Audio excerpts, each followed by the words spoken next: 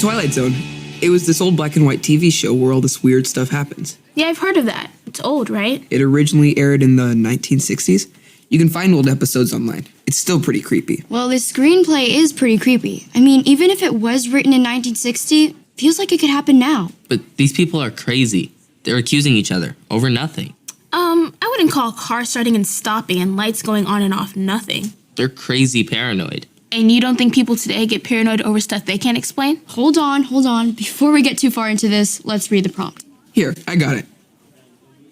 What emotions are conveyed through the dialogue in the excerpt? Write a response in which you explain the emotions that the characters Goodman, Steve, and Charlie are feeling. That's easy. Fear, paranoia, anxiety. Am I forgetting anything? That sounds pretty accurate to me, but we still gotta find evidence to back up those claims. I got evidence right from the beginning. We see Goodman back away from the crowd. Right. He says, keep your distance, all of you. He's scared. I mean, yeah, all his neighbors are ganging up on him. But why him? His car started by itself. Looks suspicious. But a lot of weird stuff is happening on Maple Street. And Goodman agrees.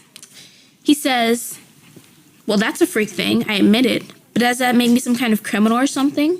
I don't know why the car works, it just does. He sounds kind of freaked out. And also maybe defensive, like he's being accused of something. Well, he is. But he's not in court. This isn't a trial.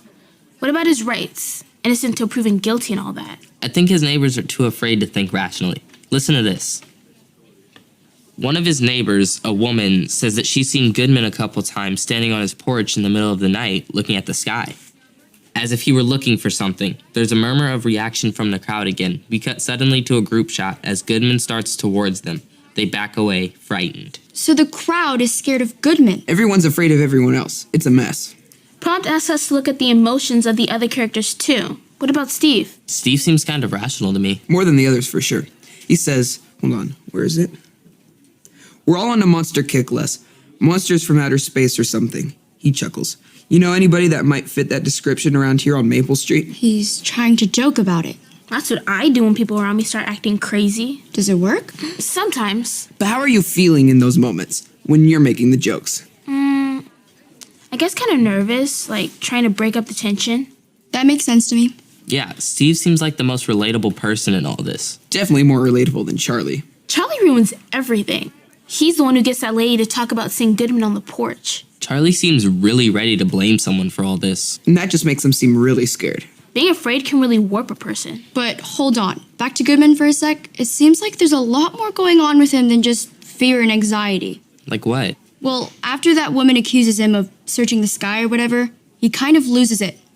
Listen to this.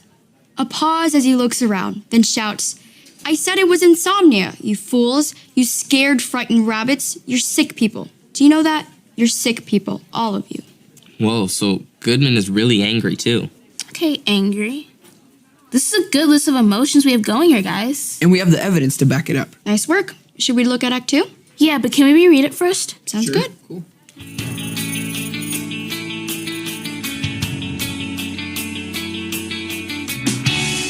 So by Act 2, things have only gotten worse. And now it's Steve everyone's suspecting. Charlie starts encouraging a neighbor to tell them what Steve's wife has been saying about him. And Steve fights back. He says, hold on, where is it? Go ahead. What's my wife said?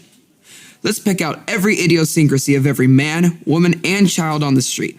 How about a firing squad at dawn, Charlie? So, instead of flipping out, Steve is challenging Charlie.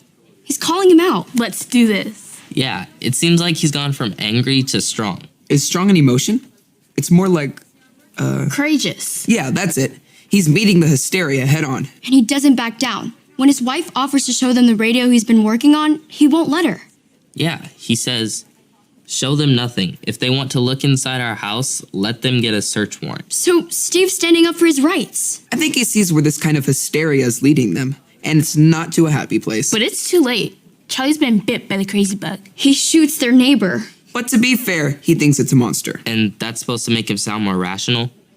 The fear and paranoia has made them all insane. And you don't think this is some kind of warning to all of us out there? Not to let fear get the best of us? I see that. I mean, as crazy as everyone's acting, they're all genuinely terrified, and I feel bad for them. But they let their fear win, and that's a losing game. That's a good line, Dakota. You should put that in your response. I know, right? I don't know where that came from.